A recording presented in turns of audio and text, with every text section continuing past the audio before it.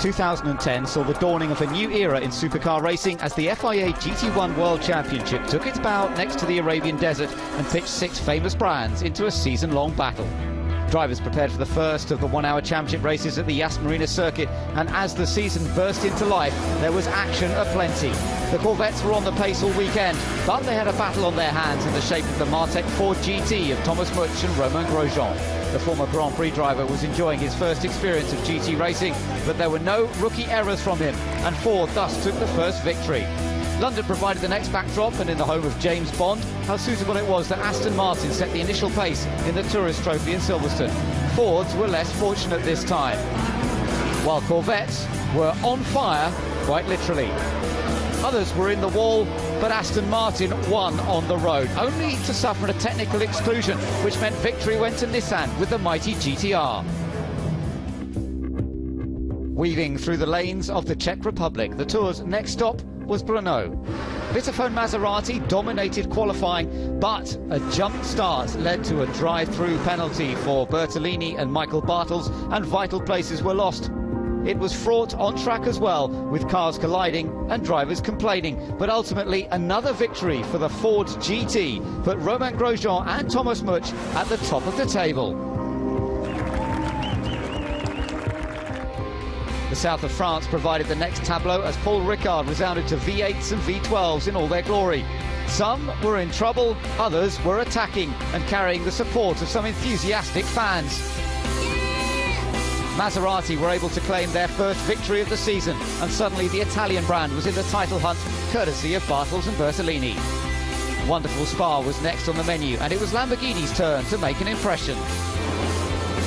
While the Corvette of Xavier Marsan was unfortunate to pick up a puncture from the lead, there was no stopping the Reiter Lamborghini of Zonta and Kekkola, but Maserati still topped the table.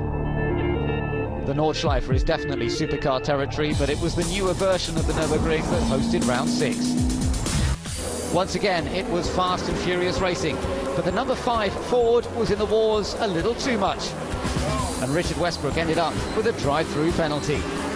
The weekend was a rout for Aston Martin, with Darren Turner and Thomas Enger enjoying a comfortable victory. With the season counting down, the next stop in Portimao saw a rock and roll race which once again went the way of Maserati, despite a brilliant recovery from Ford.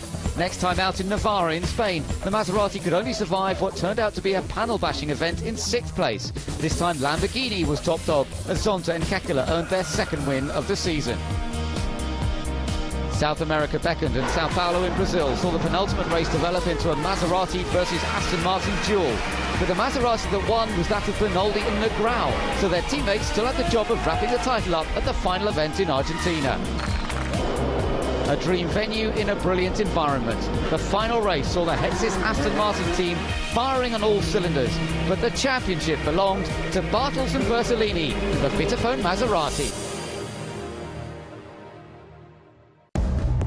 Now we are ready for it all to start again in 2011 here in Abu Dhabi at the Yas Marina circuit. Round 2 takes place in a fortnight at Zolder in Belgium, a new track for GT1, before returning to the site of one of the best races last year, Portimao on the Algarve. Round 4's at another new venue for the series, the Sachsenring in Germany, but after that it's the more familiar shape of the Silverstone Grand Prix circuit with its gleaming new pit complex. The second half of the season begins on the twisty confines of Navarra in Spain, while Paul Ricard in southern France provides plenty of scope for sheer horsepower to shine. September sees not only a new circuit but a new country, as Ordos in China hosts round 8, followed by the last 2 events in South America, firstly at the circuit in Curitiba, and then the finale back at San Luis in Argentina, where new champions will be crowned.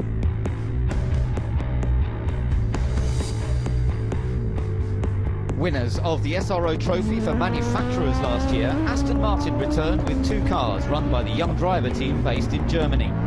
However, the pairing that challenged for the driver's title has been separated. Darren Turner is joined by former LMS champion Stefan Mucker in the number 8 car, while Thomas Enger teams up with former rival Alex Muller in the number 7. French equipe Hexis, which finished second in the Teams Championship in Argentina, returns with its 2 cars, but only Clivio Piccioni remains from the driver lineup. He's joined by young Dutch pilot Stef Dusseldorp, who switches from Formula 3. The other car features experienced Italian Andrea Piccini, who's joined by reigning GT3 champion Christian Hohenadel. For me personally, it's a big step. So yeah, I come from a quite good balance and good easy driving Corvette to a proper race car. So I have, for me or myself, I have to improve a lot, and I'm lucky to learn this, and I'm lucky to have the opportunity to do that. So, and I hope finally I get the good results here.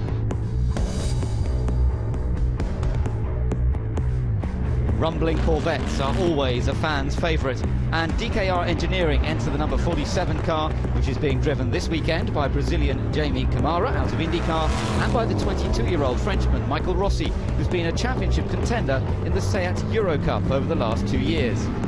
A second car should join at Zolder, which is a similar situation for another new team to the grid, Exim Bank Team China, with a striking red and yellow colour scheme based on China's national colours.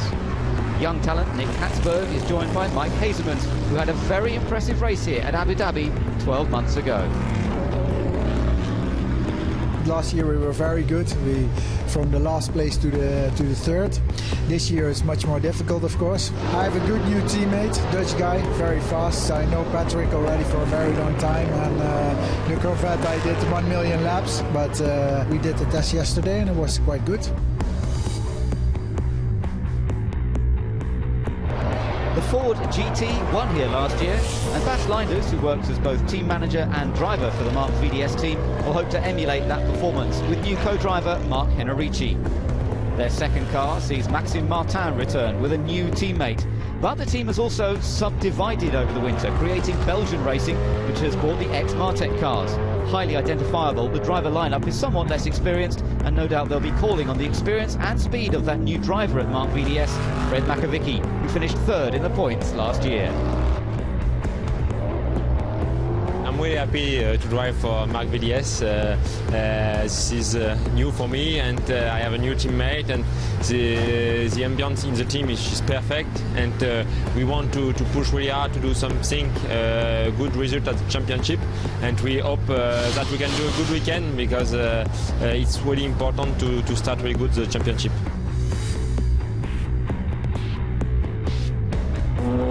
Lamborghini enjoyed 2 race wins last season, and the Murcielago will once again be one to watch. Former Nissan team Swiss Racing has combined Lamborghini specialist Peter Cox with former FIA GT champion Carl Wendlinger in one car, and Max Nielsen returns to the series in the other, along with Czech driver Jiří Janak. Meanwhile, the Al Inkel team is the only outfit to have stuck with a driver pairing in Nicky Pastorelli and Dominic Schwager, who could prove to be the dark horses of the championship. Mark Basseng has signed up Marcus Wickelhock to join him in the other car, and Wickelhock's hard-charging DTM experience could prove invaluable. I have to say I'm really motivated now. Now after the first test, I got used to the car, here to the Abu Dhabi track. It's a really nice track, I have to say. And yeah, as I said, I'm really motivated. I think I've got a good team, good car, and I'm gonna push for sure.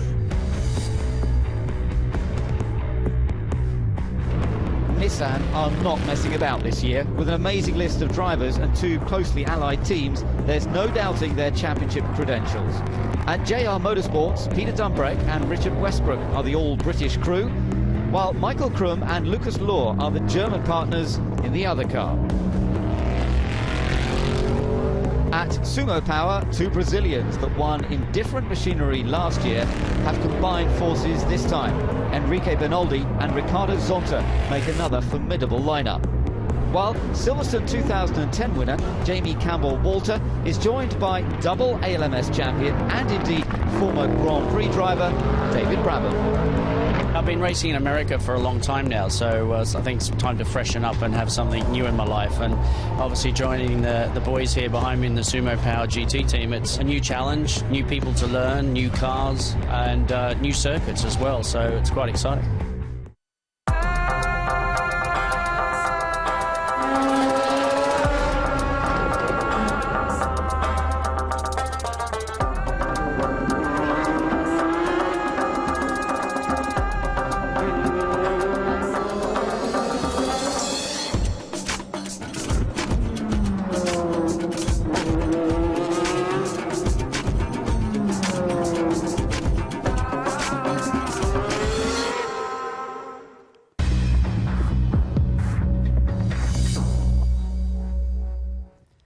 Some of the most exciting cars in the world, alongside beautiful boats and the stunning architecture of the Yas Marina circuit. Where else could we be but Abu Dhabi in the United Arab Emirates? And we're getting ready for the qualifying race at round one of the FIA GT1 World Championship. Hello and welcome from me, Ben Edwards. Alongside me is former Grand Prix winner John Watson, and Hayley Coxon is in pit lane to bring us stories from the personalities involved.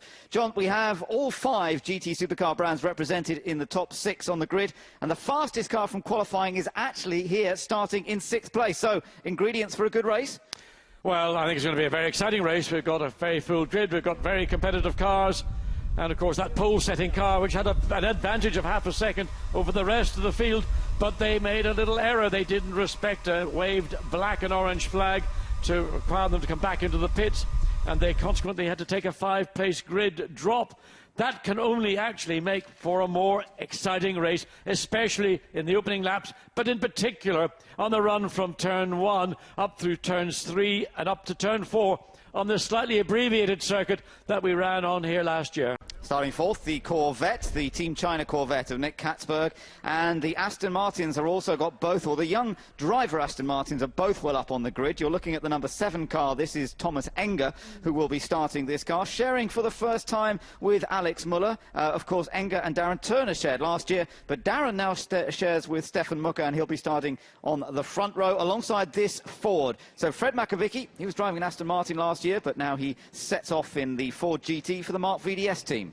Yeah, I think it's going to be all about Ford horsepower, V8 Detroit Ford horsepower against the refined, high-revving V12 Aston Martin. And if I had to put money on it, I would say the Aston's got the slight advantage in terms of out-and-out speed and horsepower. So the drag from the rolling start down to turn 1 will be key for Darren Turner. Getting ready for the formation lap, it is Darren Turner who will start that Aston Martin on the pole position now. Wasn't the fastest qualifying time, but with the penalty for the Lamborghini, the Aston has indeed inherited pole position, and Darren Turner will lead them away in just a moment. The bright yellow and red colour schemes of new team Belgian Racing towards the back there. They're 2 Ford GTs, and on the final row of the grid, another Ford GT which had a penalty for an engine change yesterday. That's Bas Linders on the right at the back, and on the left it's Max Nielsen's car. Jiri Janak actually is the starting driver in that. It is driver 2 of the 2 drivers that will start this qualifying race.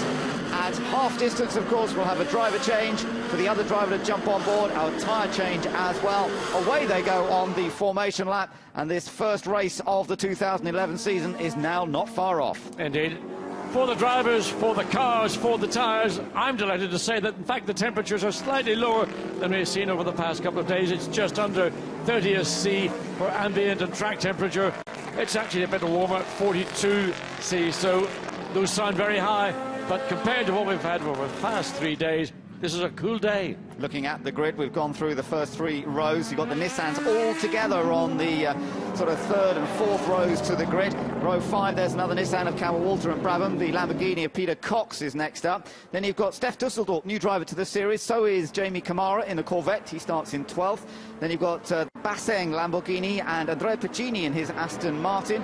2 Fords together then. The 2 Belgian racing cars I pointed out on the grid there, 15th and 16th. And then towards the back, we've got Bas Linders at the back, indeed, Jiri Janak in his Lamborghini. So the cars making their way round. It is a shorter version of this Abu Dhabi, the Yas Marina circuit, than they used last year. So from being 5.5 kilometres on the full Grand Prix length, it's a 4.7, 21 turns though still. It's still a very involved lap, and they're still lapping at just under the 2-minute mark. Yes, as we come down, this is and looking down towards the end of the second of the long straights, coming up to turn 11. I did a lap here earlier in the day in a Nissan GTR, a road version, not the race version. And one of the things I noted was the actual reference that you get, reference points coming down into turn 11 are very few. You've got to sort of learn the track, learn the braking zones to make sure that you don't make an error into turn 11. So the other drivers now watching nervously to see how their teammates get on. Enrique Bernoldi teamed up with fellow Brazilian Ricardo Zonta this year in an all-Brazilian lineup in the Nissan. And there's Stefan Mucker, who will be taking over the pole car of Darren Turner at some point. Maxime Martin, his car starts 2nd on the grid on that front row, courtesy of Fred Makovicky. Lots to look forward to. There's confirmation of those temperatures then. 43 degrees. Track temperature, humidity 57%, and the air temperature 29 degrees as you can see from that graphic, and here they come making their way around. Just to remind you, it is a rolling start and the cars will have to gather together. They were under strict instructions from race director Eduardo Freitas yesterday that he wants to see a neat and tidy start, otherwise he will wave it off. Indeed, he said, I want to see the front 4 rows of this grid behaving correctly. If they behave badly, then the rest of the field will follow suit and behave badly, and that race will not take place. They will do one more lap under formation and then come back and do it a second time. The first 4 rows are, as expected, side by side by side. Hopefully we're going to get a clean start first time round. It's a 1-hour race. This race will determine the grid positions for the championship race, but there are points on offer for the top 6, so it does matter. Here we go then, beginning to line up as they come around the final turn of this Yas Marina circuit. The Aston Martin leads them around as we prepare for the first race of the 2011 season. Away we go, and the Aston Martin, driven by Darren Turner, is going to take the lead down towards the first corner. Fred McAvicky on the outside in the Ford slots into second. Oh, there might have almost been a touch with the other Aston Martin. Yes, there was with Thomas Enger. There was contact. Out goes one of the Lamborghinis as well. Oh, we've got chaos at the very first corner of the season. Well, Thomas Enger dived down the inside. We see also the Corvette came along, so the second Lamborghini. That's the 37 car, the car that was on pole, got demoted, and it is now out of the race. What a disappointment for the guys that were quickest yesterday. Well, Thomas Enger went down the inside into turn 1. He tried to make space. I don't know whether there was contact with that Aston Martin and the lead Ford, but whatever happened then, we saw the Aston out, and we saw the pole positioning car that should have been in pole. It is also out. What a break this has given Darren Turner. He has shot away in the Aston Martin. McAvicky is in second position, and then we've got the first of the Nissans. That started very, very well. I think it's the Peter Dunbrack, Richard Westbrook car. Richard Westbrook making the switch, of course, from Ford over the winter. We've got a little bit of a battle going on down that back stretch as well. Yeah, that was over-aggressive, driving the car forced right onto the blue line off the racetrack, and that will also be under the attention of the stewards. Absolutely, that's the Corvette of Nick Katzberg. Oh, he just about manages to shut the door on the Sumo Power Nissan. 2 Nissan teams this year, but closely allied as trying to make a move. That's the Marc Basseng Lamborghini trying to come through. It's had a gearbox change just before this race got underway. They've managed to do very well to get it back out there. And Marc Basseng, I don't know whether he's aware that his other car is out of this race. It's now up to him and Marcus Winkelhock in that Alinkel Lamborghini to try and reclaim some honour for the team after such a great effort yesterday. And giving Jamie Campbell water in this Nissan a very hard time. Indeed, the Lamborghini clearly the quicker of the 2 cars at this point, still on the opening lap. So around they come then to complete the first lap. It's Darren Turner who leads in the Aston Martin. The Ford of McAvicky second. Westbrook is third in the Nissan. Zonta is fourth in another Nissan. There is the car that would have been on pole, was fastest in qualifying yesterday, but it is out dramatically, and that's such a disappointment for Pastorelli and Schwager, who have been fast all weekend. Up the hill through turn 3 and cut back to the right, and then hard on the brakes into turn 4. The turn 4 through to turn 7 is really the technical part of the racetrack. Overdriving will cost you time. Waved yellow flags still as they come on to the first of the 2 main straights out of turn 7 running down to turn 8. Yeah, that's where the Lamborghini's pulled off, so that's why the yellow flags are there. Darren Turner with that useful little margin over McAvicky in second, Westbrook in third. Then in fourth place, it's Zonta. So you've got some very experienced campaigners, all in the GT1 World Championship last year in the top 4 places, indeed 5 places, because Michael Krum is sitting in 5th in his Nissan. Then you've got the first of the newcomers in that bright red and yellow Corvette. That is Nick Katzberg, who's doing a fine job as a youngster. Mike Hazelman's sharing the drive with him, but it's Katzberg who we've not seen in this series before, and he's right in amongst the more experienced campaigners. Look forward to getting a view of the start of the race again, particularly into turn 1, to see what really did take place. Mike Katzberg in that Corvette started on the second row of the grid in 4th place. Look at the front of the Aston Martin. Thomas Enger's car, absolutely right front of the car. I suspect, I don't know whether it's because of trying to dive down the inside of the Ford number 41 to take that second place, but it did not work. Not a good start for my tip for the championship then. So Thomas Enger out of this race already by the looks of things, and of course that means they'll be starting the championship race from the very back of the grid. Meanwhile, the battles are continuing throughout the field here. Aston Martin versus Ford. You've got Bas Linders there putting a bit of pressure on Stef Dusseldorp in the Aston Martin. The Hexis racing Aston Martin, but across the line come the race leader. Darren Turner's already through. You're on board here with Mark Basseng in the Lamborghini that's had repairs done to its gearbox. His crew's been working all night and then flat out since the warm-up this morning. Car running okay at the moment. Up to 8th place, and Dominic running for less than half a second behind the 7th place. Now coming up through the sweepers and towards this section of track which is different. Here we go, sharp left in here, John, and then this drop down the hill. And the screen, you think that's a dip. When you sit on the seat of a car looking, it is a very severe short drop between turn 5 and then sharp across to 6, and then 7 takes you back on to the straight. But again, it is a technical area. Watch again to the start. Watch Thomas Enger way back. Look how far back he is. He's going to dive down the inside, try to squeeze the Ford. There's the contact, round goes the Aston, the Ford sort of get almost snooker ball punched out. Where's the contact? Well, that's the Corvette going into the side of the Aston. That was very strange, because I don't think the Ford would even have known that Enger was there. The right front caught the left rear of that Schwager Petzarelli Lamborghini, and you can see how heavy that was. The camera on board the Lamborghini. No, that's the Corvette, I think. That was the other car that really went in hard there. That was Jamie Camara in the Corvette, and that unfortunately was the end of the race for the number 37 Lamborghini as well, and that is bitterly disappointing after such a great race. Richard Westbrook looks down the inside. Yeah, good attack. This is for second place. So here we go. Richard Westbrook, first time out in the Nissan. Last year he was driving a Ford GT. Now he's trying to get past one. He knows where the strengths of the Ford are, and now he's discovering where the strengths of the Nissan are. Well, I tell you what, the strengths of the Nissan are clearly in the horsepower stakes. At this stage, the Ford, maybe the better handling of the two cars, but in terms of out-and-out grunt, the Nissan has got it. So Richard Westbrook, the British driver, teamed up with Peter Dumbreck. They've got the Union Jack on the roof of that car, and it's nice how the Nissans are mostly in sort of country formation. The Brazilian flag on the top of the Bernaldi Zonta car, the German flag on the car of Michael Krum and Lucas Law, and then we've got a mixed Australian and British flag on the car of David Brabham and Jamie Campbell-Walter. Look at the gap.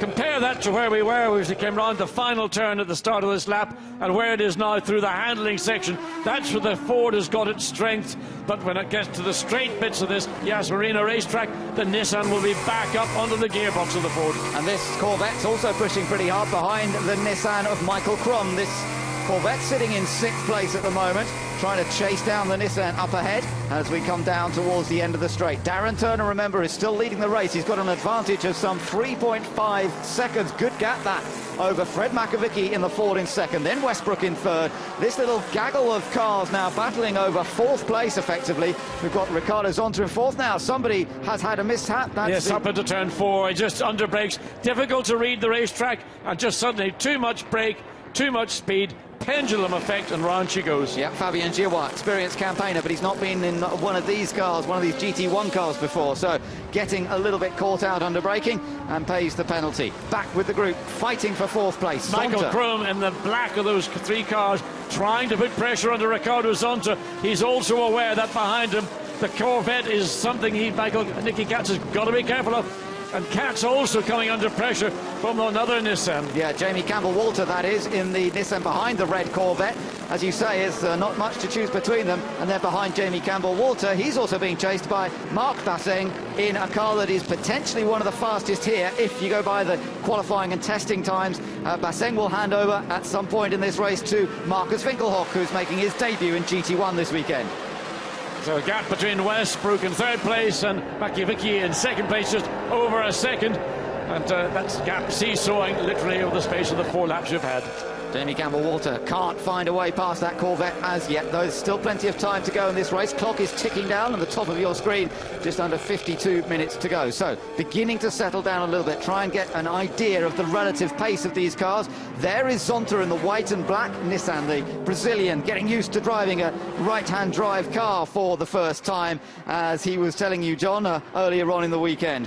And Michael Krum directly behind, putting pressure on. And Michael Krum, we know from some of the longer runs that particular car did over the 2 days, very good on a long run. So through the end of the straight, that little complex, there are going to be some changes to this circuit. We've just been learning over the break since the warm-up. There's a fair bit of money going to be spent on changing corners at end of both straights, in fact. Well, I think there's just going to be a little bit of fine-tuning just to alter some of the areas, particularly into turns 8 and 9, and then here down at the end of the second straight down into turns 11, 12 and 13.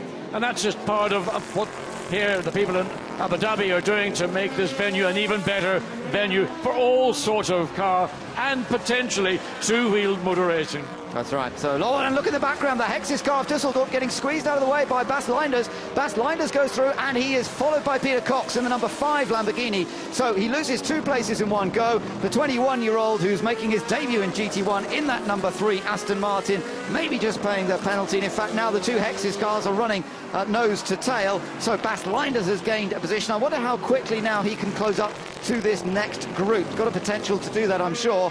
This next group, of course, at the tail of it at the moment is Jamie Campbell-Walter. And there, the Brazilian is on to Michael Kroon behind, and then Jamie Campbell-Walter with the lead. Nissan still in third place. He's closed the gap coming across the line at the end of lap 5 to 3/4 of a second. Richard Westbrook once again doing there. We see those cars, second, third cars. Richard Westbrook was one of the stars, I thought, last season when it came down, not to just qualifying, but getting the job done in the race. Well, we saw the accident at the start of the race going into the first corner. Thomas Enger was involved in that. He's in the pits talking to Haley. No, it was a very ambitious start. Do you believe that it was your fault, or was it down to another car? Well, unfortunately, I did exactly the same what Miguel Ramos did last year, and I took out a few other cars. Yeah, I was a bit too fast into the first corner. Unfortunately, missed my brake points and just had a problem. Then the others had a problem to avoid me because there was a smoke as well. I'm sorry to the team. We could have been easily on the podium, but unfortunately we have quite a damaged car, and have to apologize to them, and we're just trying to build up the car for the main race, and we'll try to do our best in the main race, but it's not a good start to the season, definitely. Good luck. Thank you, Thomas. Very disappointed, but very honest, Thomas Enger there. Indeed, it's nice to see a race driver being as honest and frank about it. He said, look, I missed my braking point, that was my fault, and I'm sorry to the damage I've done to my car and my team, and also to those other 2 cars, the Corvette and to the Lamborghini. It is motor racing.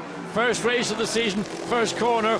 One has to say maybe a little bit more prudence might have been appropriate, but we leave that to Gordon Brown. Yeah, and I'm sure he's feeling it himself, is Thomas. Such an experienced campaigner. It's a rare mistake from him. But across the line, this battle for second. You see the Aston Martin of Darren Turner just going through the shot. Then in number 41, Fred Makovicky running in second place. Still under pressure here from Richard Westbrook. There he is in the number 22 Nissan. Good debut this for Richard Westbrook. You know, that team is very strong with its driver lineup, and a number of drivers who have driven the Nissan last year, but Westbrook has got straight in the car. He was in fact the fastest of the Nissan drivers in terms of outright pace in yesterday's qualifying session, although it was Dumbreck who set the final qualifying time that put their car best off the Nissans. But Westbrook making the change to this car very, very well indeed, and he's still chasing down that second-placed Ford. There it is. Yeah, interesting. He pulled out of the slipstream of the Ford momentarily, coming down into turn 11. Now, I want to think he's slightly concerned with maybe temperatures, certainly engine temperature, possibly gearbox temperature. Trying to look again, pulls out of the slipstream, trying to get fresh air into the radiator to keep that Nissan cool. Interesting, because the temperature's actually not as high as we have seen over the weekend. It's still hot, just under 30 degrees, but it is a bit misty at the moment. It's just come over a little bit misty, not the blue sky that we started the day with. And if he's struggling for temperatures now, well, that is very early in the day. Now, that may be something else, but that's normally the reason you'll see a driver pulling out of the slipstream of one car. He's not actually running close enough for me to think it's going to have a big bearing, but he obviously feels that on those 2 main straights on this circuit, he needs to get some air, clean air, not hot, polluted air getting into the radiator. Little mistake from Makovicky just a corner or 2 ago, but he seems to have got away with it. It has allowed Westbrook to close up a bit through the twisty section for once. In fact, these 2 cars, Makovicky and Westbrook, are closing down fractionally on the lead of Darren Turner. Darren had a lead of over 3 seconds 1 lap ago. It's 2.7 as they come across the line. Let's see what it is. It's still 2.7, but the gap has closed fractionally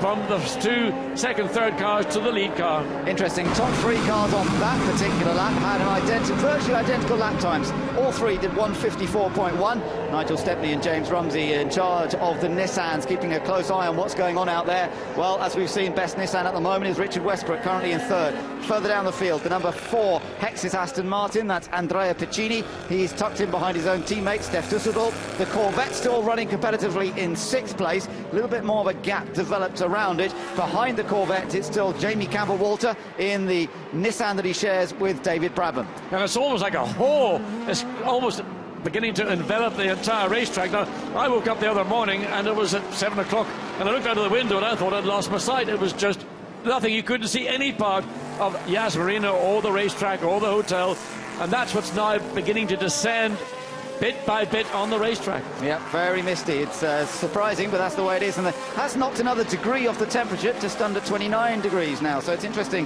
as the sun gets blocked out, we're definitely seeing a drop in temperatures, but that will help the teams and help them look after their tyres and engines. These Michelin tyres, they're on one set for the first part of the race, a second set obviously after the pit stop and tyre change, but the team's reporting great consistency this year from a slightly revised Michelin tyre. And one of the things that they've done is, particularly again referring to the Nissan, they last year ran the same size tyre front and rear. Now, because of some of those revisions, they're able to run a slightly smaller front tyre, which is a tyre designed to run on the front of a car, whereas the tyre they ran last year was designed to run on the rear of the car. They had to try and make it adapt to the front of the Nissan. There's no doubt the Nissan have done a lot of work. They were really uncompetitive here 12 months ago, and that's not the story now. They are right on the pace in this early stage of the season. Riding on board here with Marc Basseng, let's just watch the start of the guy who is not only a driver, but he's also team manager for these guys. And he's also a mechanic. Yeah. He was working on the gearbox to get the gearbox in the car out, get the spare one that they borrowed from the Swiss racing team into his car. Yeah, no, he works very hard, does Mark. Very nice guy. We were chatting to him for a little while earlier in the week, and very happy to have Marcus Winkelhock alongside him in that car. He'll be jumping in a little while. So 44 minutes still to go. Little bit of a look there from Jamie Campbell-Walter. Yeah, he's closed down that gap. He knows this racetrack better than anybody out there. He spends time out here during corporate days, driving customers around in a 2-seater, single-seater, and whatever else is involved. And he has, bit by bit by bit, clawed closer to the back of the Corvette. On the straight, it sort of goes back to even Stevens, but he's also being kept honest because the pace of the Lamborghini behind from Marc Basseng is pushing Jamie Campbell-Walter up to the back of the Corvette. Yeah, Jamie Campbell-Walter, a former FIA GT champion, of course, but he's chasing down a youngster here, the 23-year-old Nick Katzberg. Meanwhile, we go back on board. Just briefly, Marc Basseng, he's the 3rd of those 3 cars, but Nick Katzberg is the reigning European Renault Megane champion. He won that title last year, taking 7 wins out of 13 races. He's used to some pretty close racing, and I don't think he'd be too worried about this. Well, there's a lot of pressure coming from Jamie Campbell-Walter. He's getting closer to the Corvette, particularly in this second half of the racetrack. Then the Corvette pulls out marginally, just simply under acceleration. There's the seesaw effect. Then hard on the brakes as they go into turn 21. Easy to make a mistake. The track looks very wide from the camera position. In reality, and from an effective point of view as a driver, it's a one-line corner.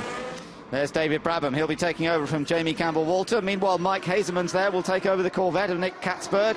So there's a lot of interested looks. Marcus Winkelhock's the guy who will be taking over the 3rd of those 3 cars. Don't know whether you can read anything into those 3 drivers' body language, but it all could depend on the pit stops and the speed of the tyre change.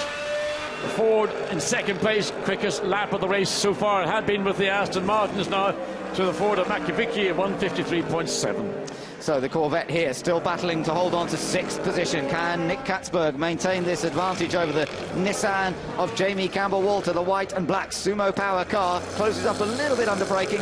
Tricky corkscrew section here. This is the different parts of the Formula 1 circuit. They don't go around the chicane and hairpin, which is in the background of that shot. And of course what it does do is shorten what is one of the longest straights in the world. It brings it down just a little bit. It's still pretty long, but and still potentially some overtaking into this corner at the end, but we haven't seen anybody make the lunge down the inside. Well, I think you've got to be prepared to almost close your eyes and take a chance. I mean, we saw Thomas Enger do that on the opening lap into turn one. He did take that chance. Sometimes you make those chances work. On some occasions, they don't work. If they go wrong, they go big time wrong. And I don't think Jamie Campbell-Walter wants to take that kind of chance, but he is quick down the straight, side by side. Down the inside, Jamie Campbell-Walter does make the move. The Nissan finds a way past the Corvette. Katzberg trying to fight back, but he has to watch out. Oh, he's lost it! He's lost it right in front of Passeng, who manages to avoid him. But he does a 360, a lovely pirouette, loses 2 places in the space of 3 corners. He gets maximum marks for getting the car pointing back in the right direction, but he was being challenged heavily by the Nissan coming down into turn 11. Jamie Campbell-Walter did what we were anticipating he was going to do. He got the slipstream, he pulled out, went down the inside and took that position away.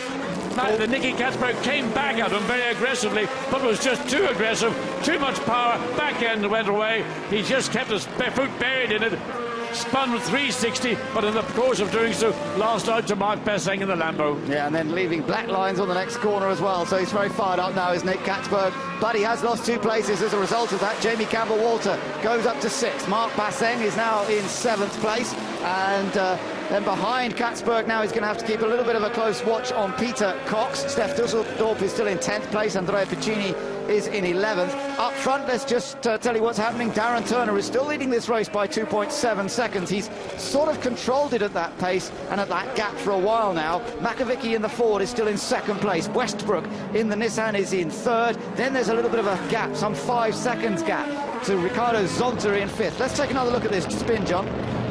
Well, it's just simply he came back aggressively at Jamie Campbell-Walter. Too much throttle. He used the curb on the inside. Let's look again and see. There he is, hard on the throttle. You can almost see it before he gets there. But almost on sight, Mark Passeng in the Lamborghini. He's got to go right. Loses a little bit of ground that he would not really wish to have done.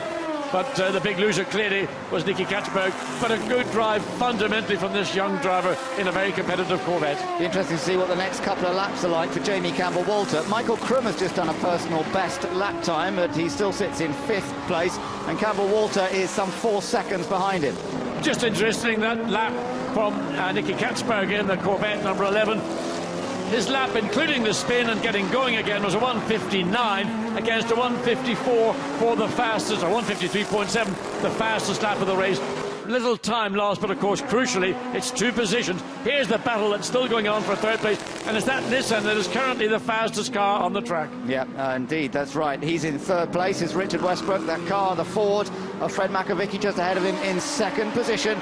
2 star drivers of last year's championship, no doubt about it. Fred Makovicky finished 3rd in the points after taking victory in the final round at San Luis in Argentina, and that's indeed where this series will once again finish at the end of its 10-event season, travelling all over the globe, going for the first time to China later this year, and it's exciting having the Team China Corvette as part of the campaign this weekend. So this series really is going even more and more global, and lots to look forward to. Some circuits will suit the mid-engine cars, other tracks will suit the front-engine cars. Right now it's the Aston Martin, the front-engine car, the V12 powered machine of Darren Turner that leads. The gap back up over 3 seconds on that last lap. Yes, I think there's the squabble going on between Makovicky and the Ford and Westwood in the Nissan. They're almost now focused on each other, one defending, one the other attacking, and that allowed Darren Turner to sneak another quick, clear lap in.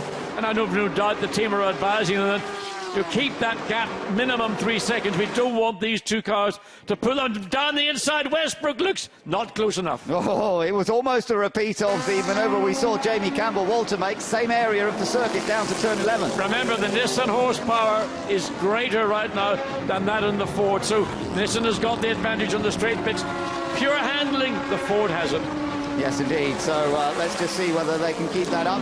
Top speeds we're seeing around this circuit, around the 250 km/h mark, just over that. And certainly Richard Westbrook hoping to use that extra power that perhaps that Nissan has, but it is a big, tall car, of course. They've managed to lose a little bit of weight off the Nissans. Max Martin just getting ready. He's going to be taking over the Ford that we're watching in this battle.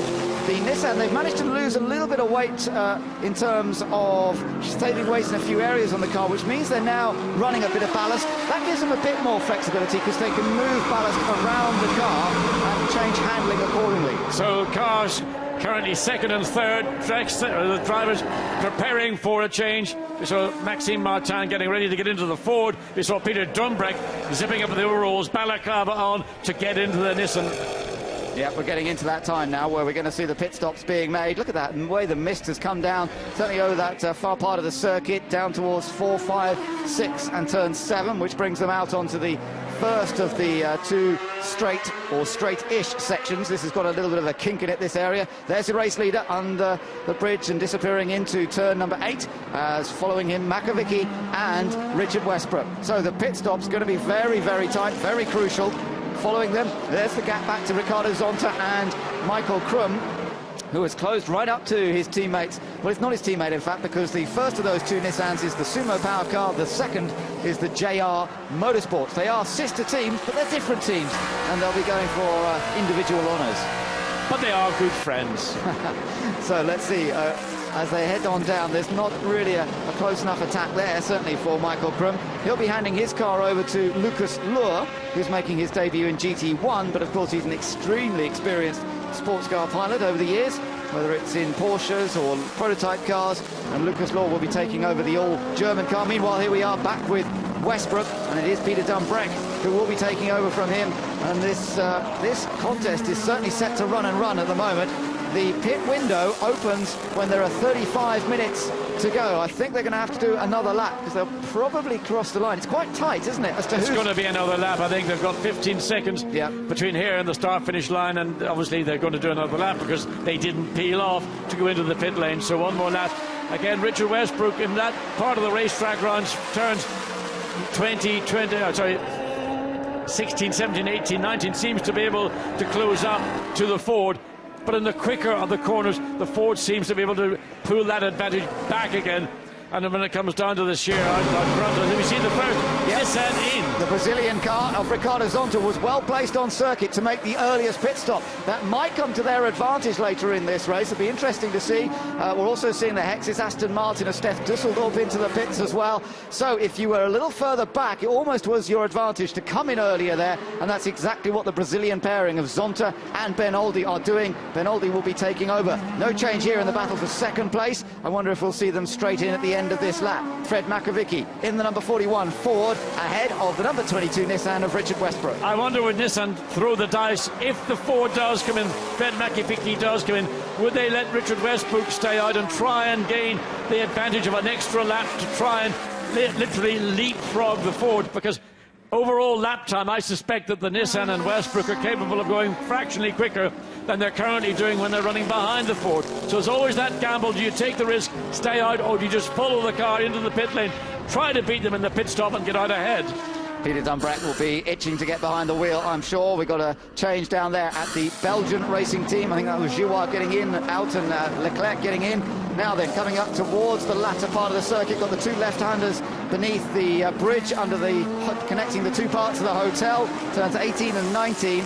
Then just turn 20, and then we'll see whether either or both of these cars are going to head in the pits. And what about race leader Darren Turner? Yes, Darren Turner is definitely in right now. So is Makovicky, but I think Westbrook could be staying out there. That's the roll of the dice, I thought. I wondered would Nissan take the opportunity. The last lap of Richard Westbrook, 1:54.8. We know he can go quicker than that. He is now in the lead of this race. So will it work? We'll find out. But Darren Turner will be handing his car over to Stefan Mucker. Now, Stefan was in the other Aston Martin last year and had various different co-drivers, never really got a decent result, not really representative. His best championship race finish was a 5th place. Here's an opportunity for Stefan to take the victory, but they've got to get the pit stop right. Behind them, we've got the Mark VDS team changing over as well. Maxime Martin taking over from Fred Makovicky, and this has been a very good opening stint from the former Aston Martin driver. Bit of a problem there, shutting the door, but I don't think that will have cost him any time because the tyre change was still taking place. Just the two guys allowed to work on the car to change all 4 wheels. So the Darren Turner, and now it goes out with Stefan Mucker on board. And did he follow the Ford? Well, he did. He did. Lost position in the pit stop. The Ford has taken advantage. In theory, once the whole pit stop cycle works its way through. That's bad news for Darren Turner and Stefan Mucker. And it's a big surprise because Darren came in with a 3-second advantage, so they really lost time in that pit stop. And the young driver team were one of the fastest on their pit stops last year, so I don't know what happened. Didn't see a specific problem. Stefan Mucker, where's he going? He's got a problem. There's something wrong. I suspect a wheel on that car has not locked on. So Stefan Mucker in big trouble and out. It's the left front, I think, John. I don't think the left front is properly attached. We'll try and see as he comes around, but that is desperately disappointing for Stefan Mucker and Darren Turner, who look set for a potential victory, and that's both young driver cars in trouble here. Unbelievable. That's the pressure of a pit stop. We wondered why they lost time. Clearly there had been a problem with one of the wheels. Looks like it's the left front, maybe the left rear. Let's but get down the to the car pits. is unstable.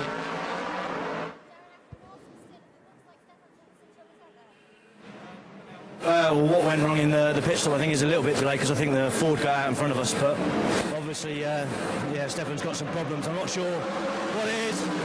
Someone said a front tyre maybe have an issue, but yeah, obviously a bit, well, not a bit. It's a lot disappointing. You know, we had a good opening lap, got a gap, and just sort of paced the race and tried not to make too many mistakes. It's a shame because it's been really good the build up to the first race. Very good, but that's how it is, I'm afraid. Thank you, Darren. Now, what we could see is a change of lead, because remember, the Ford and this car were battling for second before the Aston had its problem in the pit. So now we're going to find out whether Peter Dumbreck is going to be able to take the lead of this race, and it'll all depend on where this car is. I think he's going to be very close indeed. Of course, remember, you've got to go through the tunnel and come out at the exit of almost turn 3. So with Ford, which is effectively in the lead of this race, comes down the pit straight. There is the Nissan coming down the pit lane, and I think the Ford might have done enough. It's going to be very close when they get up the hill at the exit of turn 3. Let's see what happens. Here we come. He comes through the first corner. Watch out for the Nissan joining from the right-hand side of the track. There it is, and it's going to be side by side as they rejoin and up towards turn 4. Fabulous stuff. Squeezing into the lead is Peter Dumbreck, but he runs wide. Max Martin comes back at him, trying to go around the outside, almost make contact. The Ford gets back in front of the Nissan, but Dumbreck's not finished. He's got the horsepower, remember, in that Nissan. He's going to try and retake him as they come down the straight. One way, then the other. Martin covers the inside. Dumbreck goes to the outside. Dumbreck's chance here to take the lead of the race, but Max Martin holds the inside line. The momentum was clearly favouring the Ford, but the Nissan has got the grunt. He tried to look for a way. He stayed out to the right of the track to try and make the cutback. Now again under the rear wing of the Ford, down the hill into turn 11, goes out to the right again. The Ford stays on the inside to protect the line into turn 11. So again, it's Dumbreck's job to try and go all the way around the outside, which is never easy to do. And Martin, who could have run wide there, keeps it beautifully under control. Nice driving this from Maxime Martin under intense pressure. Really good stuff from both guys, and Peter Dumbreck will be very frustrated, but Maxime Martin, the 25-year-old Belgian who only turned 25 just a few days ago, actually, raced a Morgan in GT3 a couple of years ago, was very competitive though last year in the Ford when he was sharing with Bas Leinders. Now he's teamed up with Fred Makovicky, looking strong. Meanwhile, into the pits has come the number 23 Nissan now for their driver change. Michael Krum handing over to Lucas Lohr. Now that's the other Aston back in the pits after its wheel problem. That was the Stefan Mucker car, so they have made it back to the pit lane, but obviously dropped all the way down to the back of the field. Well, Nissan's gamble almost worked. They had a fractionally quicker pit stop than the Ford, but at the end of the day, the Ford had the momentum, and when it counted, coming up the hill into turn 3, was able to keep that position and deny Peter Dumbreck the opportunity to take the lead. Had he done so at turn 3, he could have controlled the pace. He needed to have that position. He couldn't quite get it, and now he's having to do another chase, or a chase of the lead Ford. Waiting for one or two other cars to make their pit stops, but basically this is the battle still for the lead you're looking at here, and it is Maxime Martin in the Mark VDS Ford, a team that ran their Fords last year but never quite got the really top results that they had been hoping for. Best championship race finish that Maxime had last year was a 4th place, so he missed out on any podiums, and this year they're obviously up their game considerably, and Mark VDS now leading this race with the Ford GT, a car that did win here last year in the hands of Romain Grosjean for the other team, the Martech team. Now it's Mark VDS. Well, perhaps it's Mark VDS's turn, but don't count out Peter Dumbreck because he's staying with him for the moment. He is, but that opportunity, which is literally at the end of the pit lane, was his best opportunity. Now everything is settled down. Currently, Martin is lapping slightly slower than his teammate Fred Lekovici. He's only lapping in the middle 155. These cars, we know, prior to the pit stop, are running in the 154s. Yeah, so let's see whether they pick up the pace in the remaining 26 minutes of this one. And just looking back down the order a little bit, see who else is up there or down there. Zonta and Benoldi switched over, and I think that they will now be holding on to third with the demise of the Aston Martin, of course. The Stefan Mook and Darren Turner car is still in the pits, by the way. They haven't gone back out, so I think probably too much damage was done in the incident with the wheel being loose. Sometimes that can damage the hub, and they may indeed have to go to work on that car to get it ready for the championship race later on. But the effective race leader is Maxime Martin. We are waiting for, yes, he's just pitted actually, the last car to pit. That was Milos Pavlovic. And now we're seeing Maxime Martin get up to the pace. He's now in fact set the fastest race lap on lap 17, 153.666. This track does seem to suit the mid-engine cars. There goes the Belgian racing car number 10. The car just heading down the pit lane and back out onto the circuit. But meanwhile, watching this race for the lead for the moment between the Ford GT and the Nissan. These two have got quite a big gap. Just trying to see what the gap back to Benoldi is. Some 4 seconds, isn't it? Yeah, so third place is Enrique Benoldi. There he is in the Brazilian Nissan, the big Brazilian flag emblazoned on the roof of that car for the two Brazilian drivers that are sharing it. The other Nissan of Lucas Law is not too far behind, some 3 seconds further back, the German Nissan. And then we've got an Aston Martin, the car of Clivio Piccioni, currently running in 6th place, the Hexis Aston Martin. That could be one to watch, because Piccioni, fast in that car towards the end of last year, might close the gap up to the Nissans. And also now that we've got a revised point score, he is the last car to pick up a point. That's right. Qualifying race now scores down to 6th place, so you do get 1 point for 6th place. 8 points on offer to the winner of the qualifying race, but that is dwarfed by what you get in the championship race. It is the second race of the day that scores the big points, with 25 points for the win.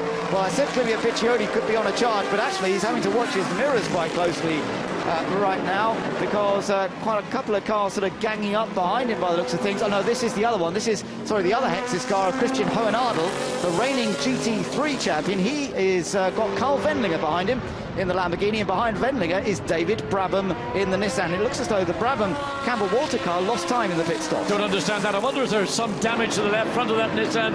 I think there has been contact somewhere. Yes, you can see some of the bodywork on the left front of that Brabham car has been damaged. Whether that was, well, we didn't see anything on track to know why, but if there is damage there, you can see bits of the carbon fibre. But he's going to be all over the back of the Lamborghini, and he's going to make Carl Wendlinger's life very difficult. That's been an impact, just run into the back of another car. Yeah, that's right. So disappointing. Here goes Brabham down the inside. That was a late lunged into the last corner.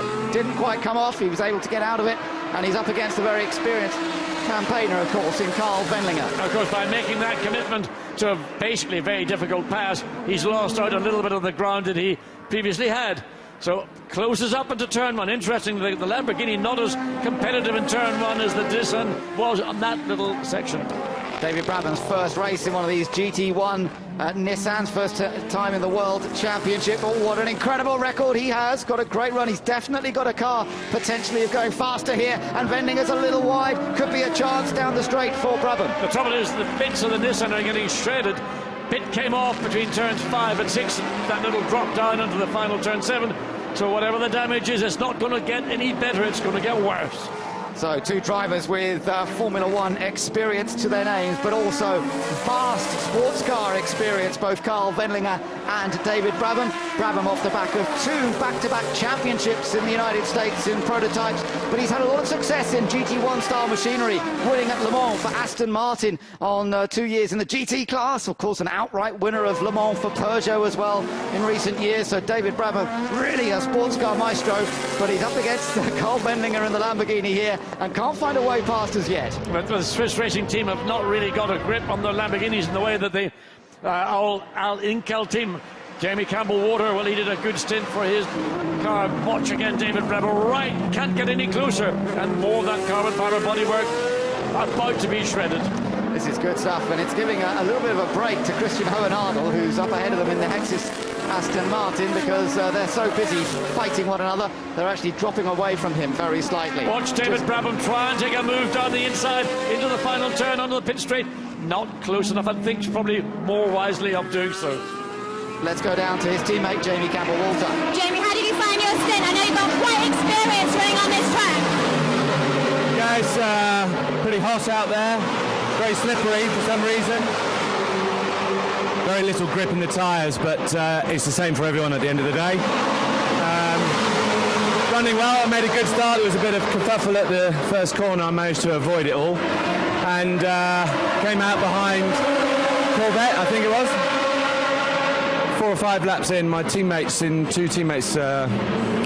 Michael and Westbrook, I think, and Zonta managed to pull away a bit, and the Corvette backed off. So I managed to get by him eventually, which was good. And then, unfortunately, we had a bit of a problem in the pit stop, so we've dropped back down to 10th. But Babs is out there trying his best to get past the Lambo now. So let's see.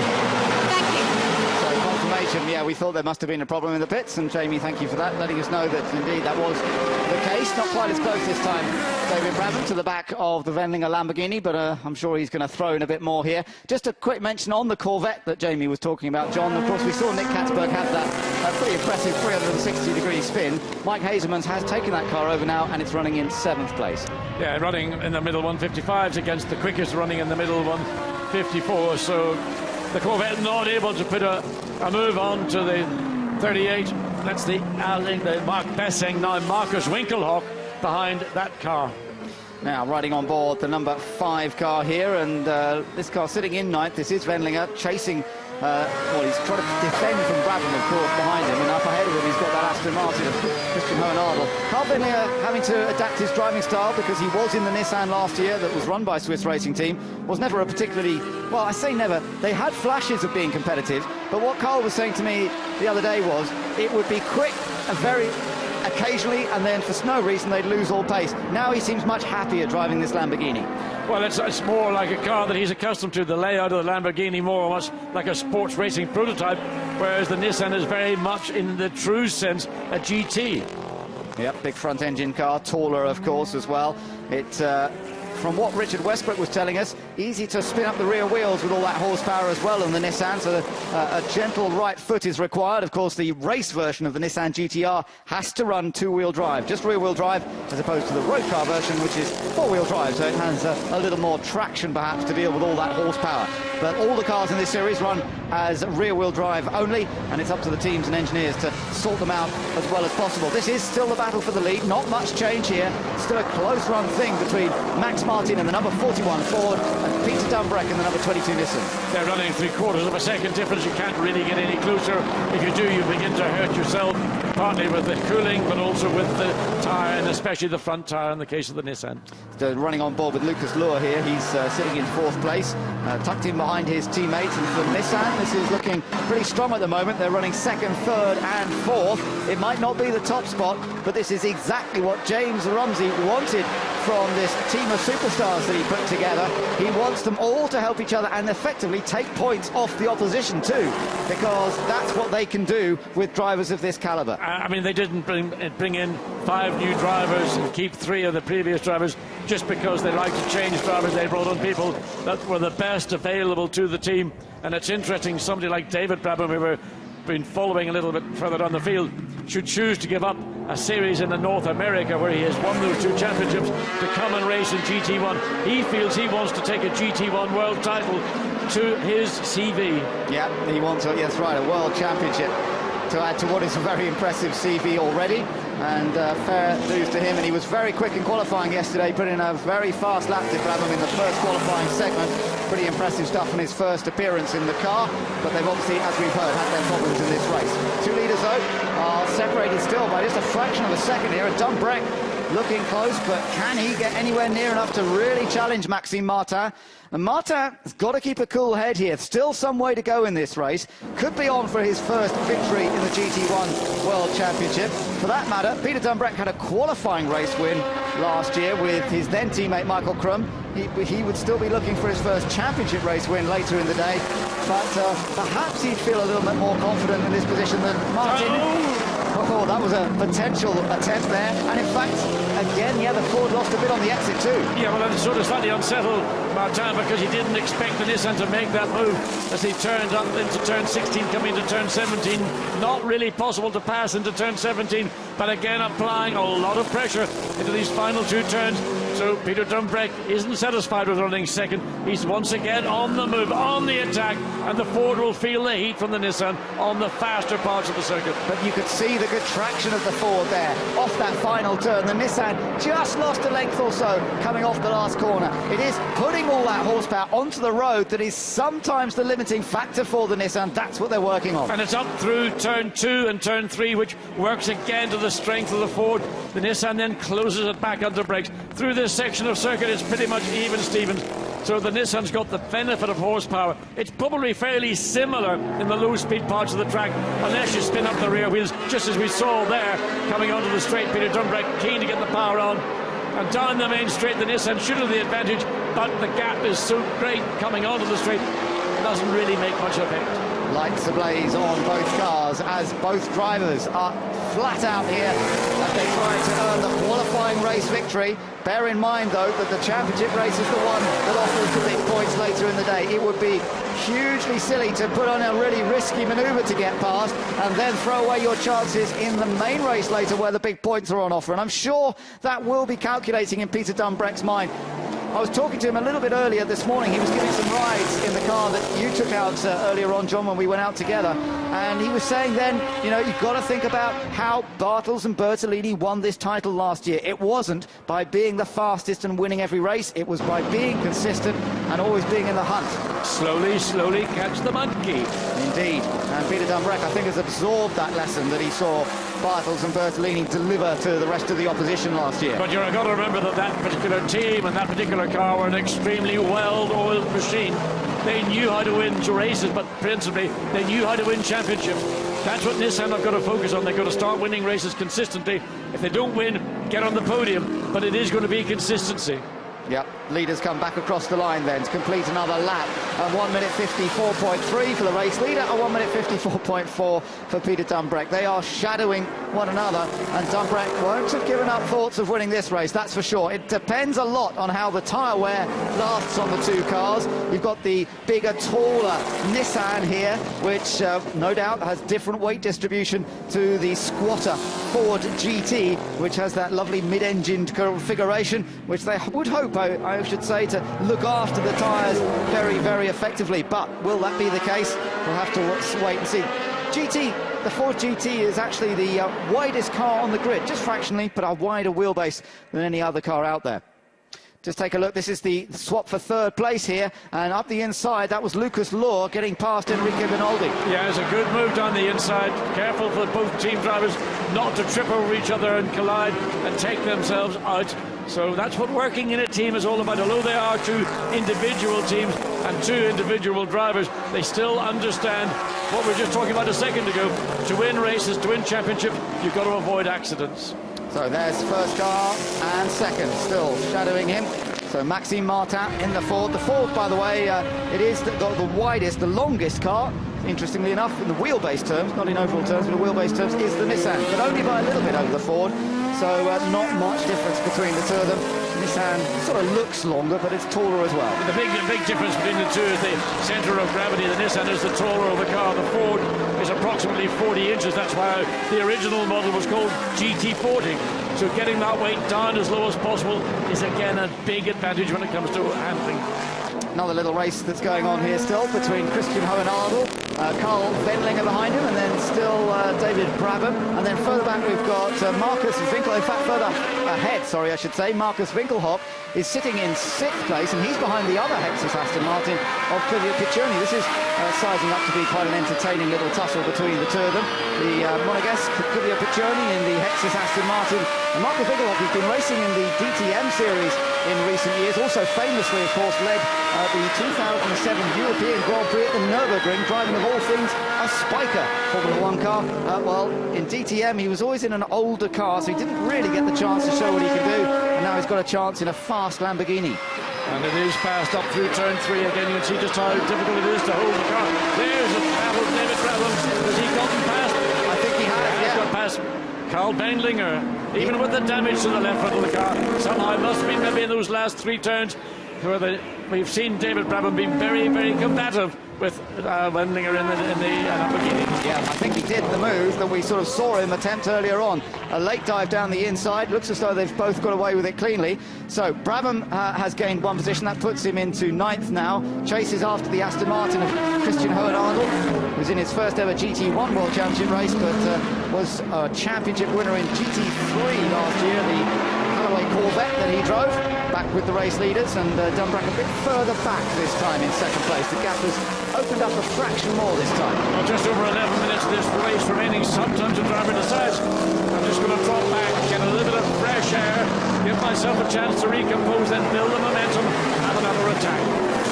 Yeah, so let's see whether Dunbrackers are going to be able to do that. Still got this mist around us here at the Yas Marina circuit. Not the bright sunshine that we have been enjoying the last couple of days, but it's still a very balmy 30 degrees. So it's going to be hot in those cockpits, particularly for the front engine guys, where the heat comes back off the engine and into the cockpit. It's going to be very warm inside. Of course, where the exhaust on the Nissan exit, the exhaust in the scuttle alongside the driver's door and the passenger's door. So a lot of residual heat that's got to be dissipated. 3rd and 4th, the other 2 Nissans of Lucas Law and Enrique Bernoldi. Meanwhile, down in the pits, there's a slightly anxious Fred Makovic. Can they get victory here today? Let's go and hear from him. Fred, is Maxime going to be able to hold off those Nissans? Yeah. Maxime do a really good job. I hope that we can keep this result. After start really hot, I can do a stint not so bad, but doing the driver change we have a little problem with the door because with the contact I have a damage on the left. But I hope that we can keep this result and to do better this afternoon. Thank you. Yeah, good point. We saw there was a problem with the door, and that was the result of the incident with Thomas Enger at the start. That actually, ironically, although the initial contact, John, was between Enger and that Ford, it was, of course, some other cars that paid the price for it. Well, it's a bit like a snooker ball impact on this. Brabham pushing pressure onto the Aston Martin. Hohenadel in 8th place, the Brabham Nissan in 9th. He's going to look down the inside. He's certainly going to challenge. Can he get down the inside? Can he get alongside? He's having a look. Yes, he is. And David Brabham, but can he hold it into the apex? He does so, gains another place. Well, that was a position actually given up rather than won, because the Aston decided, well, I'm not quite sure, but will I let him go through? David Brabham was very clear. The Aston was slightly hesitant and allowed that position to change rather timidly, in my view. Yeah, but it is his first race, remember, at this level, so perhaps he's just being a little cautious. He's now got Carl Fendlinger breathing down his neck in the Lamborghini Murcielago. Well, I think he likes it because he thinks if he's such a pushover for the Nissan, well, I'm going to take a pop, I'm going to do the same thing.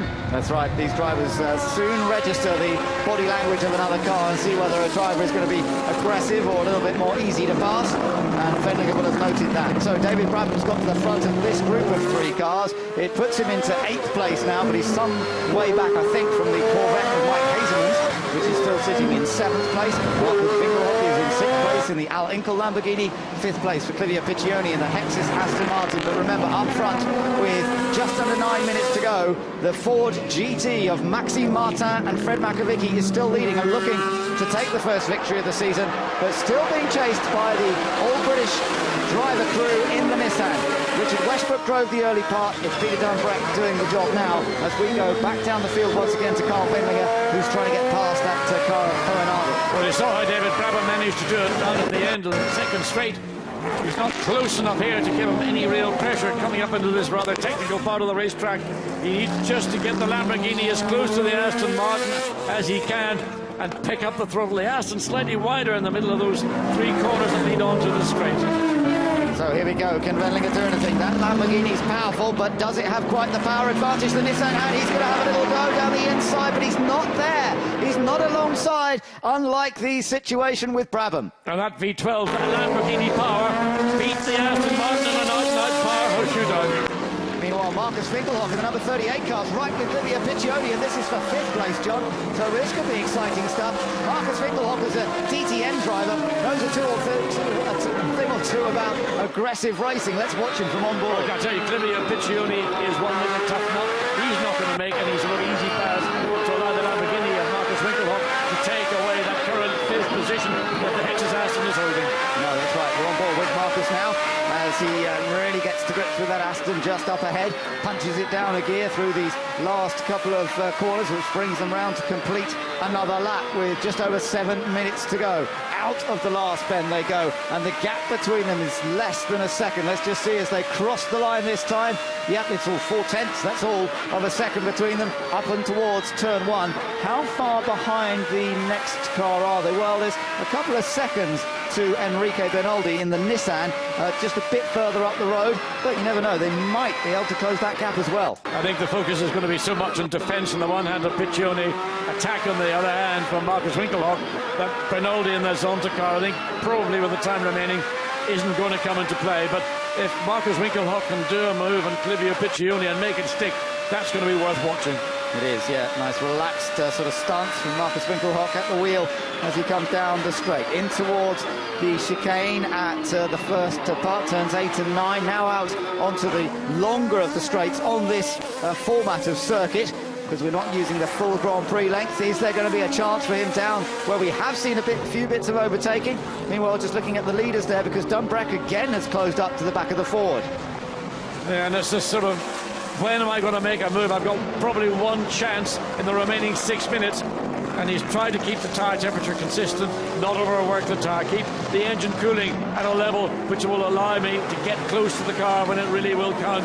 So a combination of those two factors, and Peter Dumbreck's racing brain, that's the final element that will make a pass possible or not. Yeah, working overtime as he tries to put a bit more pressure on Martin, tries to sound him out, see if he can force him into a little bit of an error. There's a slight wobble from the Ford as it comes out of that last corner, but nothing to worry about. Martin had it all under control, was just hard on the gas, and the car responded accordingly. Into turn 1, just watch the behaviour of the car here. Looks good, out to the edge of the curb, but not too wide, up through the far sequence here. The Ford's able to take a slightly more competitive line than Nissan comes in slightly earlier, a softer line into turn 3. I think that still is where the Ford's strength lies, through those sequence of turns 3 and 4. Down the corkscrew section, plunging down to the bottom there, and again Dumbreck's well placed here with the horsepower that we know that Nissan has got. He is tucked into the slipstream. Has the Ford got enough of an advantage? I think it might have. Dumbreck moves out of the slipstream, but he's not close enough. But there's an indication that Peter Dumbreck, with less than 5 minutes of this race remaining, is about to make Maxime Martin's life very, very uncomfortable. It is the qualifying race that we're talking about, and not only will they get some points, there is a change to the ballast rules. Oh, have a look here. Peter Dumbreck just moves out of line, but I don't think he's going to attack. Change of ballast rules, although it won't affect things for the second race of the day. It'll only come into effect at the next event, but you will actually have extra ballast to carry based on your success in the qualifying race at the next event they go to in Zolder, as well as ballast from the championship race. So that will certainly mix things up as well. Well, the Lamborghini of Winkelhock's trying to find a way past Clivio Piccioni. He's been going left and right. The back of the Lamborghini bouncing over the curbs. There's the work behind the wheel from Marcus Winkelhock. The more composed-looking Clivio Piccioni, he's thinking forward about his position with Bernoldi. They have, in fact, do you think Ben made us... Well, certainly that's not the Bernoldi car, according to the sequence that we see in the timing and scoring. Surely they haven't run that Nissan down that quickly. I think they have, actually. Well, there must be a problem then for Bernoldi, because well, if there is, they've run down the car very quickly indeed. Yeah, that's right. I think it is. We'll check it as it comes. No, it's not.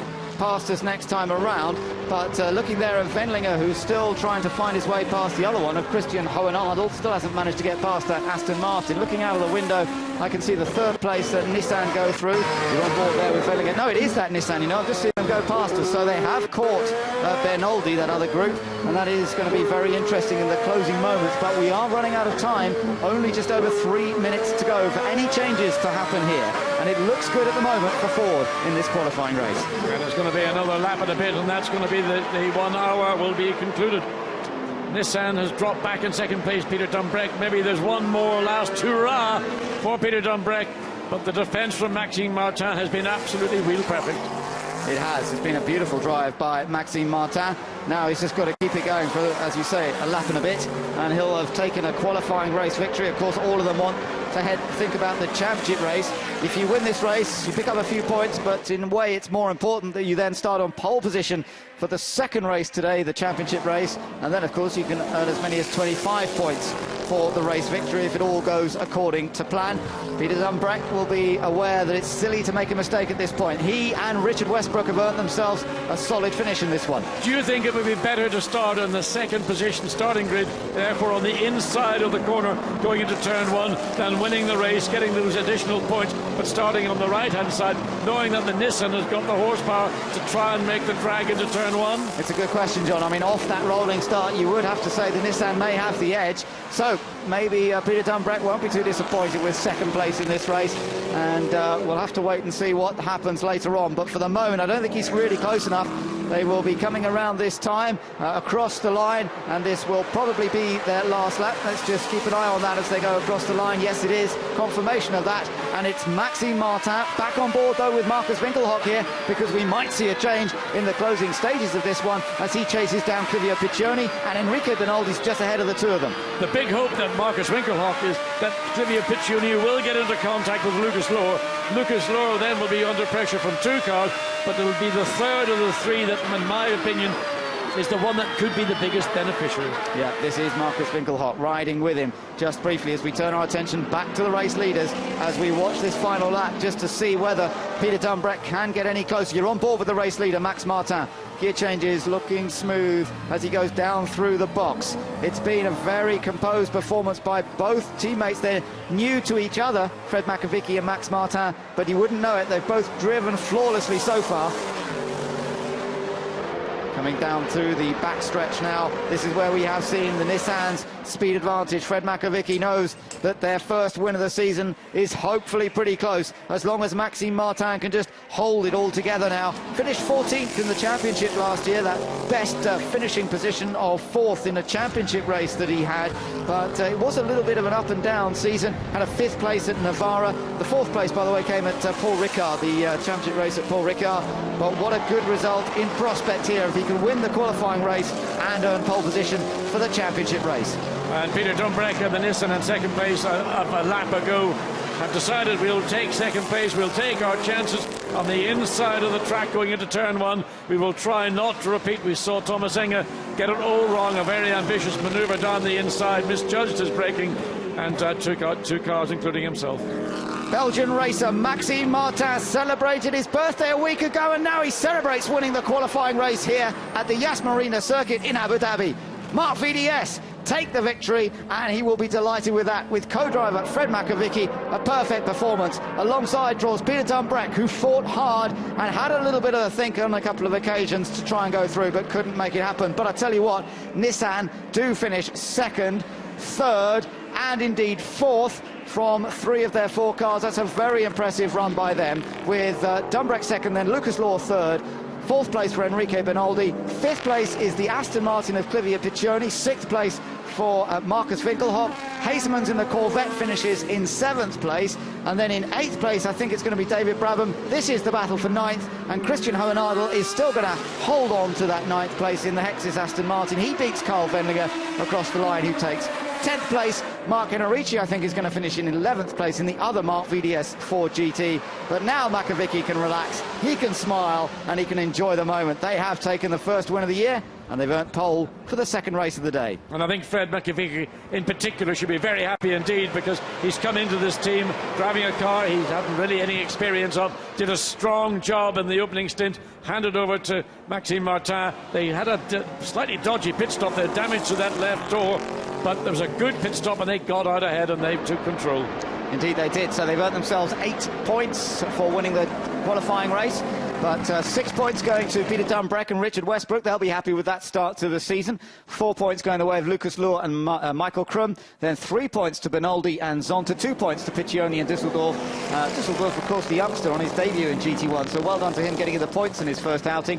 And also congratulations to Marcus Winkelhock on his debut in GT1, also getting 1 point and a little bit of compensation for that Allen-Cole Munich Motorsport team.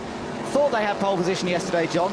That car got demoted to 6th on the grid for an infringement. Then they got taken out in the instant at the start of the race.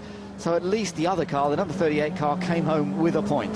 And they also had to change so many, I don't know how many gearbox changes the Mark Bessing car had to go through, but tragically didn't get to run the race. But let's hope that we get all the cars that were involved in the incident. I know Thomas Enger was concerned about the damage to his car, but let's hope we get all 18 cars back onto the grid. Yep, so Marshall's getting well into the task of waving the cars down on their slowing down lap. Got Marshals from Bahrain and from Hungary, and indeed the rescue vehicle crew from the UK come over from Rockingham to help out on these international events. So it's a real international crew of Marshals here at Abu Dhabi this weekend. But of course, most of the marshalling here is done by electronic. The circuit is one of the first circuits got virtually fully electronic. That was just simply to bring the cars off the circuit into the pit lane. Into the Parc Fermé, into the winner's circle now, indeed, for the Ford G team. Fred Makovicky there straight away to congratulate his teammate Maxime Martin. And for Marc VDS, this is their first win. Now, I know it's the qualifying race victory and not a championship race win. Richard Westbrook over there to congratulate the guys as well. But for Marc VDS, this is their first actual victory in the championship. So many congratulations to them. They had a tough season. And of course, Bas Leinders, his team manager there, he drives the other car, but he's team manager as well. And he will be delighted with the performance of his teammates and really focused a lot of their pace on those guys, looking for consistency from the other car. But also, well done to the Nissan teams. And of course, the Ford team, they had a lot of engine problems over the previous days running. In fact, they had to make a number of engine changes, and the Bas Leinders car had to pay a penalty for an engine change, which put him on the back row of the grid. But the reliability here for the Makovicky car, Maxime Martin, absolutely 100%.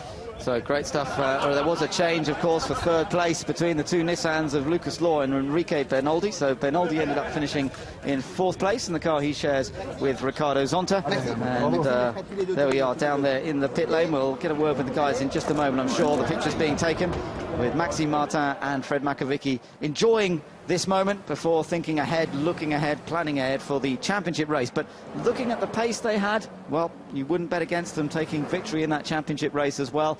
They'll be starting up front. If they can just get into the first corner ahead, as we've seen, they are not going to be easy to pass, even by the very fast Nissans. And it's been an ideal start to the season. As you say, for Fred Makovicky, a complete change of car for him, coming from the front-engined Aston into the mid-engine Ford GT, but he's taken to it like the proverbial duck to water and emerges with victory #1 of the year. And it's nice when you make your pit stop to find yourself in the lead of the race. It was a real battle between the Nissan and the Ford GT, who would make it up out of the tunnel onto the circuit, or the Ford coming up through turn 3, and they were literally side by side going into turn 4, but the advantage fell to the Ford GT. Yep, similar to last year in some ways. We saw a very close contest between a Corvette and a Ford on that occasion. This time it was a Nissan and a Ford, and it was literally inches, wasn't it, between the two of them. A little bit of battling as they went through the corkscrew section. Looks as though Dunbreck might have got ahead, but Martin kept his head and got back through. Let's get down to the pits and get some reaction from some very happy drivers at the Marc VDS Ford team. Congratulations, Maxime. Could you have expected anything more from the Ford GT? No, better than winning. It's difficult, but yeah, we did a good job with all the team. A very good pit stop. Fred did a fantastic job in the first stint of the race, so no, we are very happy. And for the first race together, we win, so it's fantastic. And Fred, it seems to have been quite a smooth transition coming from the Aston Martin to the Ford. Yeah, sure. It's fantastic for us. My first race with the team and with Maxime, we win, and I hope that this is a good repair for the rest of the season. Thank you. Thank you. Yes, indeed. Of course, slight irony was that he got hit by an Aston Martin going into that first corner. Not the car he drove last year, but the Thomas Enger car, as we saw. Thomas Enger obviously not finishing, and neither did that other young driver, Aston Martin, of Stefan Mucker and Darren Turner, which was leading this race, let's not forget, until the driver change and the wheel change. Let's get down now for the reaction from the second place crew. Congratulations, Peter. The Nissan is certainly looking competitive out there. Yeah, I mean, if you look at us last year, this time, we weren't anywhere near it, and we've started, you know, much higher up. We've got the car under control. It's just a case now where we need the final few tens to get quite on the par with the Ford and the Aston. I think normally the Aston would have been there as well, so I'm really happy with the way it's working. And Richard, your first qualifying race with the team, it's got to feel sweet taking this. Yeah, really good, because I don't think we were the quickest out there, but we both just didn't make any mistakes, had a clean run, and like Peter said, I think the Aston was you know, probably the car that should have won today, but I don't know what happened to them. And the Ford was quicker than us, but they would make mistakes and we could keep with them. But we just did a clean race, and, you know, if someone said you get second in your first race, I would have been delighted. So we're really happy. Thank you. Cheers. Strong driver lineup there. Well, they're all strong at Nissan, but if they can develop that real rapport that marks out the top sports car teams, then these guys could be very, very strong for the title. Go back to that Aston Martin. We're just looking at the Nissan there that finished third, John. Lucas Law and Michael Crum. Good result from them. But quick reminder, of course, that Stefan Mucker, Darren Turner car looked so strong in the first part of the race. Actually, let's just get down to talk to those guys first. Lucas Law and Michael Crum, an excellent third place in their Nissan. Congratulations, Michael. With your background with the Nissan, it must be great seeing them at the head of the pack out there. Yeah, it was absolutely a fantastic season opener for Nissan. I mean, you've seen the guys did a fantastic job, the team, and the Nissan GT-R run absolutely perfectly. And we can't wait for the main race. It's of course, we have been lucky. Many people have crashed or retired for various reasons. But still, I mean, I think everybody did a really solid job. And we've seen the strength of the GT-R in the race is really there. And Lucas, it's quite the driver pairing we have here. Yeah, I mean, to be honest, Michael helped me a lot this week, and I struggled a little bit, you know, getting used to the car and everything, because we didn't have a lot of prior testing. And all the other guys, they're so experienced on the GT1 cars. It's the first time I drive a GT1 car, but I think we had a solid race. I have to say, thanks to JM, Nissan, Nismo, they did really good preparation from the car, and I'm looking forward to later on when it's a little bit colder, because it's really hot inside the car. Thank you, guys. Congratulations. Oh, that's an interesting comment. That's also a very honest comment, I must say. I'm delighted to hear it. Yeah. So let's check that result then. It's a win for Ford, the Mark VDS racing team of Makavicki and Max Martin. But Nissan second, third and fourth. The two JR Motorsports cars, followed by the Sumo Power car of the Brazilians Benoldi and Zonta. Aston Martin, well, all they got was fifth in the end after looking as though they could win this race. Lamborghini in sixth of Winkelhock and Basseng. Then the Corvette of Hasemans and Katzberg. The other Nissan of Brabham and Campbell-Walter in eighth place. Hohenadel and Piccini ninth. The Lamborghini of Wendlinger and Cox in 10th. And then the two Belgian racing Fords, well, one for Mark VDS, one Belgian car in 11th and 12th places. Behind them we did see some more finishers. The 13th place car was the Nielsen Yanak Lamborghini. Then we saw the Belgian Ford GT of Leclerc and Gillois, but I'm afraid not making it to the finish. Stefan Mucker and Darren Turner, nor Alex Muller and Thomas Enger. What a disastrous start for some of the main championship contenders. Neither car making it to the finish. Well, let's take a look back at some of the highlights of that race. And right from the start of the day, there's been some ups and downs for the Al Inkle team in particular. This was the move, John, when Thomas Enger unfortunately made contact with the Ford going into the first corner, and it was other cars that paid the price. Yeah, so it was the Lamborghini that started in fifth, or started in sixth place. But there, Thomas just way too ambitious. He tried, he made a mistake, he put his hand up and said, "I'm sorry," but carnage. 2-3 cars out as a consequence, and spoils in effect what would have been a great race for a number of those teams. Yeah, big contact there for several of the cars. The Lamborghini out of Dominic Schwager and Nicky Pastorelli after being the pace setters this weekend, so bitterly disappointing for them. It was pretty fraught in the early laps, as we've always come to expect, but most of them got away with it. There was the odd little mishap, the odd spin, but everybody else managed to get around okay. Enrique Benoldi waited to take over his car from Ricardo Zonta. That was a spin in front of Carl Wendlinger that we didn't spot at the time, but a nice view from Carl's point of view. I think it was a Baz Lounger's car, but and another spin we didn't. We saw that, we were on board that when the Corvette had been overtaken by the Nissan, and then just too much throttle, spins through 360 degrees and only lost 5 seconds on the lap. Yeah, that was Nick Katzberg. They did manage to still come back. So driver change. Darren Turner came in the lead from the Aston Martin, handed over to Stefan Mucker, but something went wrong on that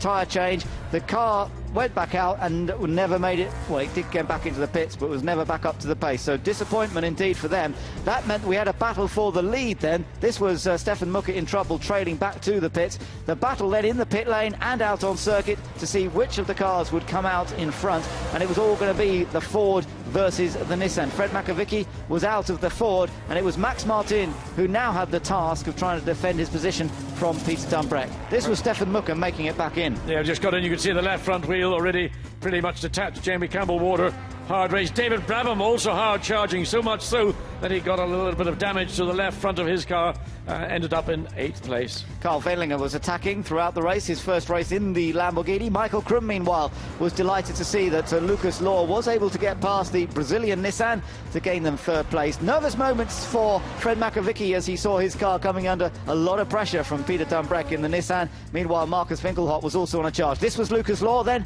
making that move. That earned the German Nissan team 3rd place, and Michael Krum was going to be pretty happy about that. Yeah, big punt down the inside to take that position away from your teammate, but good work.